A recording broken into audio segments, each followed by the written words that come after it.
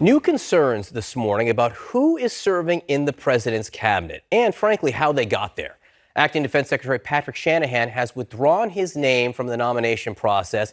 The Washington Post and others now have unearthed nearly decade-old incidents of domestic violence within his family. But should the White House have caught this issue? Should the FBI have caught this issue? Should the Senate have caught this issue when they confirmed him as Deputy Defense Secretary?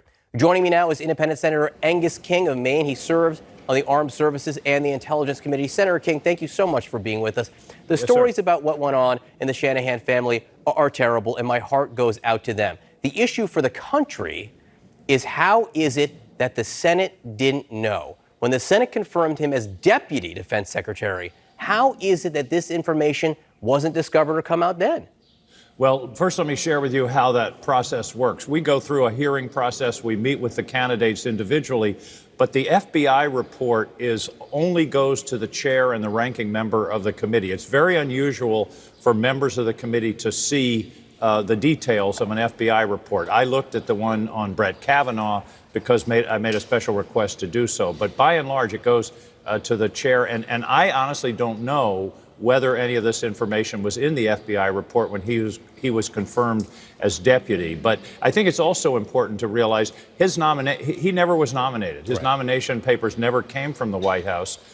So this did come up. It's not like it was hidden from the committee because we weren't at the stage of having a hearing or getting background material. So it's really unfortunate, the whole scenario. But I think it does raise a question about the White House should have its own process before it even drops a name in a situation like this. And of course, it's serious now because of everything that's going on in the world. I mean, there is a big crisis with Iran. Go ahead. We need a Secretary of Defense. Right. Let me read you what Senator Kamala Harris said about this. The president likes to talk tough, but for 6 months now, we've gone without a permanent Secretary of Defense, and he just withdrew his nominee.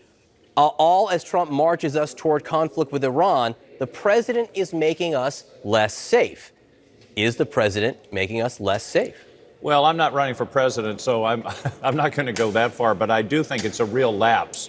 I think she makes a serious point. To not have a Secretary of Defense for something like 6 months, going on 7 months, is just not right. And there's no reason someone couldn't have been brought forward that could receive confirmation in a more timely manner. And she's also right about the fact that I'm very worried about what's going on with Iran. We seem to be on an escalation ladder without any way of getting off, and that's I think it's a very concerning situation. Just very quickly, Mark Esper, who's the Secretary of the Army, it has been reported he is the likely nominee to be Secretary of Defense. Would you vote to confirm him if he is nominated? Well, I can't say that yet because we haven't had a hearing. I haven't talked to him, but I have worked with him over the past 2 years as Secretary of the Army. I've been impressed. I think he's a very solid guy. He knows the Pentagon. He knows the military. So I think he starts at a good place, but I'm going to reserve judgment until we have a hearing. I get to ask him. The usual question I ask is, will you tell the president the truth? If he gives me a good answer to that, then we're part of the way there. And now one of the questions is, what is the truth when it comes to what's happening in the Persian Gulf, in the Middle East, with Iran? The U.S. is sending 1,000 troops there to bolster the defenses. The president, though, in an interview that was just published yesterday, said that the actions taken by Iran are actually very minor issues. It's such a different message than we're getting from the Secretary of State or the National Security Advisor, who are much more bellicose. Do you understand what the White House strategy is, and do you have concerns about where it's going? No. No and yes. No, I don't understand the strategy. Yes, I do have concerns about where it's going. It's clear, as you point out, that the Secretary of State, the National Security Advisor, are much more aggressive. They're much more forceful. The president then says, oh, a couple of tankers, no big deal.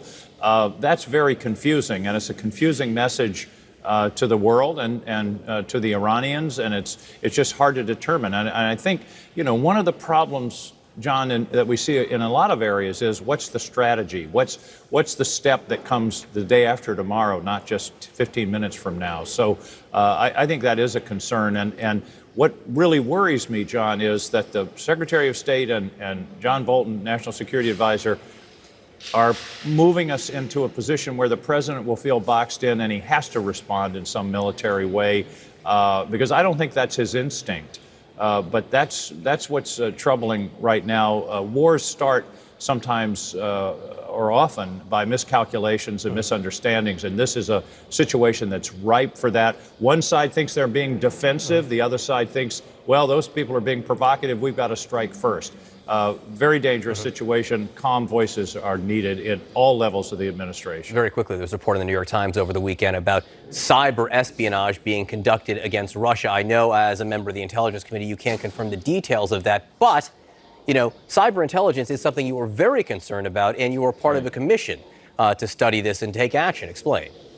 Well, I'm on a commission called the National Solarium Cyber Commission, which is designed to develop a cyber strategy and doctrine for this country. It goes along with what I was saying a few minutes ago. We need a strategy that deals with issues that will arise a year from now and 5 years from now, and we need some kind of doctrine that our adversaries understand. What came out over the weekend, I can neither confirm nor deny. I can just tell you that one of the problems with our strategy thus far is that our adversaries haven't felt that they were at risk, that there was any price to be paid for attacking us. So I think deterrence has to be part of the strategy, and I'm looking forward to learning more about that report, but also developing something that will be important for the country on an ongoing basis. Senator, if I can, I want to ask you about something that might be personal for you. You've had your own successful battles with cancer, and for that we are very, very happy. We're always happy to see you here. Last night, Donald Trump Jr. at the president's campaign kickoff rally seemed to criticize Joe Biden, who lost a son to cancer. And Joe Biden, the former vice president, has made cancer one of the defining causes of his professional life, says he wants to work to cure cancer. Listen to what the president said last night, what President's son said last night about Joe Biden. Joe Biden comes out, well, if you elect me president, I'm going to cure cancer. Wow. Why the hell didn't you do that over the last 50 years, Joe? I wonder what you think of that.